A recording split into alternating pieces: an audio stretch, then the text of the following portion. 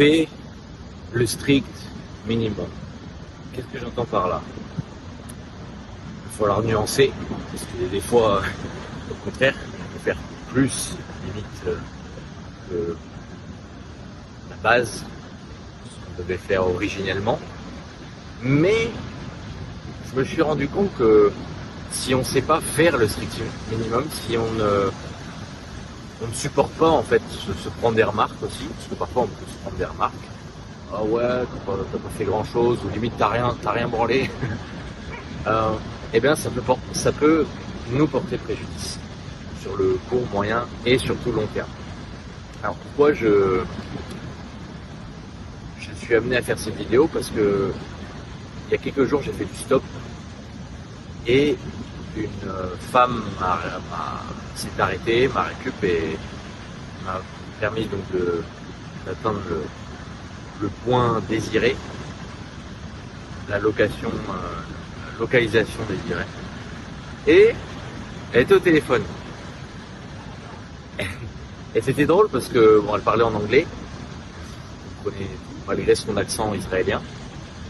Et je me suis rendu compte que la personne à l'autre bout du fil était dans une situation un peu compliquée parce que son chien était décédé. Et si j'ai bien compris, la fille en question s'est absentée pendant 2 heures du travail, quelque chose comme ça, pour aller chez le véto, pour faire le nécessaire, parce que en fait je crois que le chien devait recevoir une piqûre ou quelque chose. C'était un moment un peu particulier dans sa vie. C'est pas rien, je sais pas, mais quand on a eu par exemple un chien pendant des années, voire une décennie et plus, le jour où il part, voilà, c'est pas n'importe quel jour.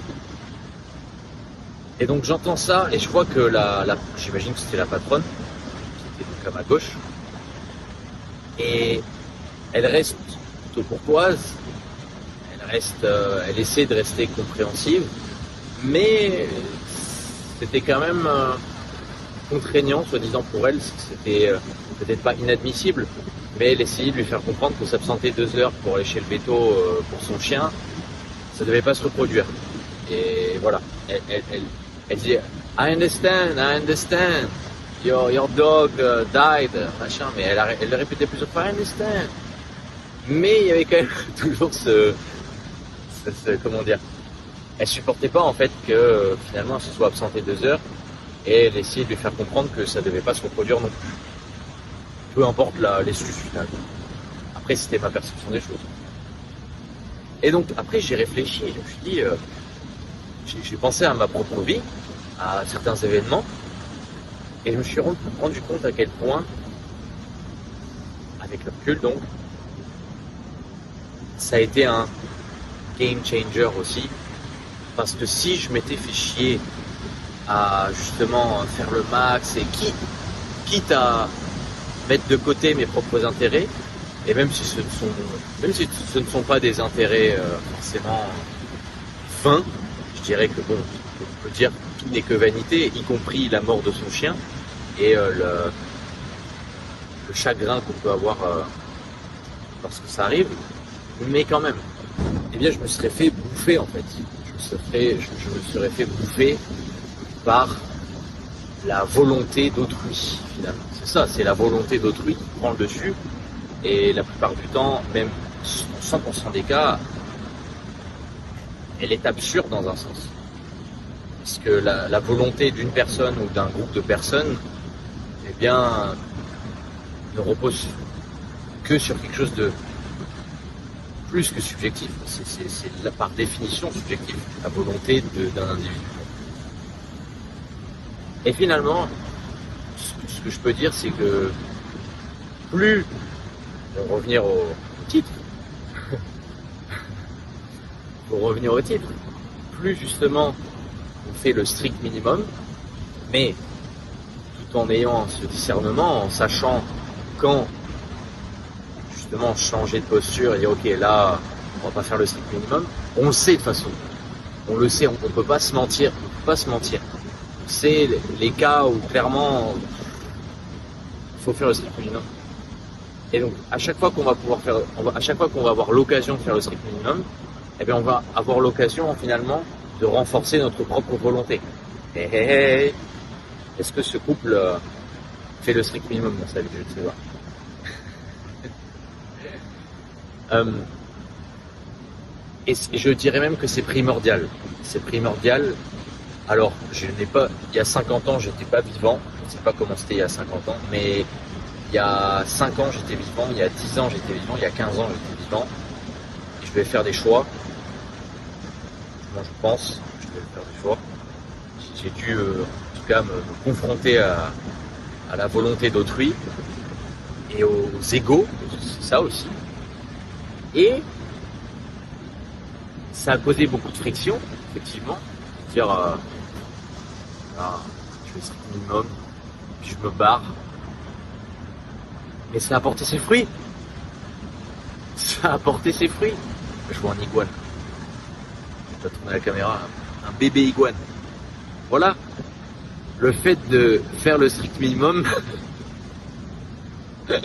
m'a amené à voir un bébé iguane fin janvier.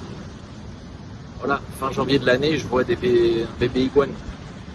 Alors je dis pas, c'est ma propre expérience. Je dis pas que si on applique ça même pendant des années, on va finir par voir des bébés iguanes en janvier.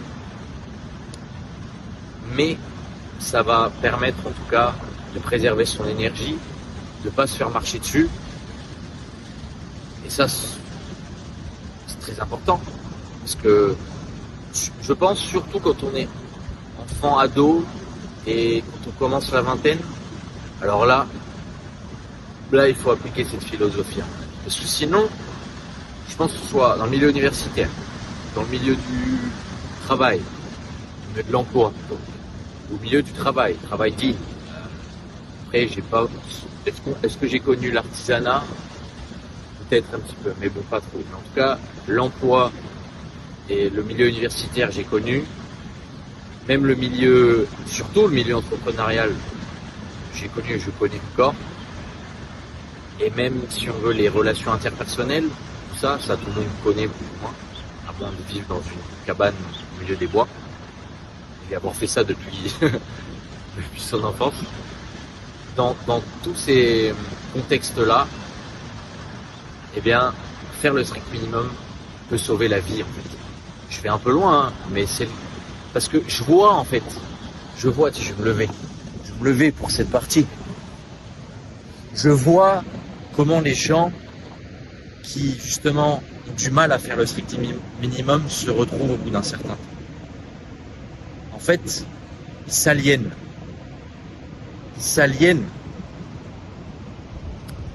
C'est un peu comme si ils se sacrifiaient pour le bon vouloir, donc encore une fois le vouloir, la volonté d'autrui. Mais cet autrui, tôt ou tard, on va le perdre. Tôt ou tard, il va mourir. Que ce soit un ami, un membre de sa famille, un étranger, peu importe. Collègue, bref. Donc, exerce ta volonté, coûte que coûte. Même si tu passes pour un con, tu dois passer pour un con en fait. Si tu passes pas pour un con, il y a un problème. Parce que si tu passes pas pour un con, ça veut dire que tu n'as pas exercé ta volonté jusqu'au bout. J'ai d'autres anecdotes. Allez, si je vais la raconter. Je vais voir si je pense que je vais la laisser. C'était hier, à la salle. En gros, bon, je vais faire simple. Le lundi, je squatte. Et là, c'est de plus en plus dur parce que j'incrémente la charge et là, voilà. Et le jeudi, pour maintenir mon conditionnement dans ma prog actuelle, je fais du hip thrust. C'est cool le hip thrust. Je suis chargé un peu, c'est bien. Chargé vite. Après, c'est ce que j'avais jamais fait. J'en ai déjà fait, mais j'avais jamais fait ça dans une prog. Et donc, ça me permet de maintenir un certain conditionnement. Et si je fais pas ça le jeudi, et ben le lundi, sous la barre, quand il faut remonter, voilà. Donc c'est très important. Il faut vraiment que je le fasse. Sinon je sais que ça va empiéter sur mon entraînement du lundi. Okay. Sauf qu'en fait, dans la salle où je suis actuellement, il y a une partie cross-gym où il y a des cours qui se font et une partie juste muscu, voilà. Go Muscu, quoi. Et perso, j'utilise pas cette salle, j'utilise celle où on fait en gros plus du squat, des tractions, mouvements polyarticulaires au poids de corps et des mouvements en gros de force haltéro, quoi. Et donc hier, le truc, c'est que je suis arrivé à un moment un peu tard en fait, et donc je suis arrivé à un moment où j'avais plus le temps. En fait. J'avais plus le temps. J'ai dû me barrer de la salle cross et j'ai dû aller dans la salle de muscu. Et sauf que pour faire du hip thrust, c'est un peu compliqué. Ça prend de la place, il faut beaucoup de poids, enfin beaucoup. Là, je suis à 120. 120, c'est pas énorme. C'est même pas grand chose pour du hip thrust. Mais t'inquiète, je augmente. Et donc je fais mon setup, machin. Et là, il y a une des filles de l'accueil. Elle m'aimait pas trop. Je sais pas pourquoi, mais de toute façon, les gens, soit ils m'aiment, soit non. Il y a un truc qui passe pas. C'est très bien comme ça. Et elle vient me voir, elle me dit, écoute, en plus, elle me dit, c'est pas la première fois que je te le dis, mais quand il y a des cours, faut pas être là. Surtout qu'il y avait la place. Et l'autre qui faisait le cours, elle était pas méchante, mais elle me dit, ouais, j'ai besoin de... Alors qu'il y avait la place, c'est ça. Et je lui ai dit, ouais, mais I'm trying to be objective. J'essaie d'être objectif. Et j'ai craqué, je lui ai dit, ouais, mais it's dumb.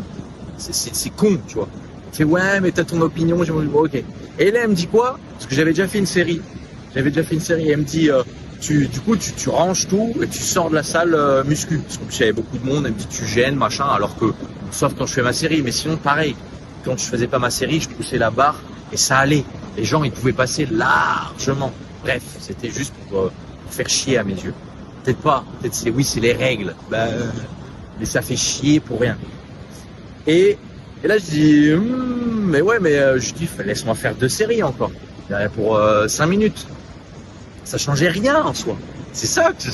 C'est un peu comme mets ton masque, tu vois. Genre, ça changera rien à l'issue des choses.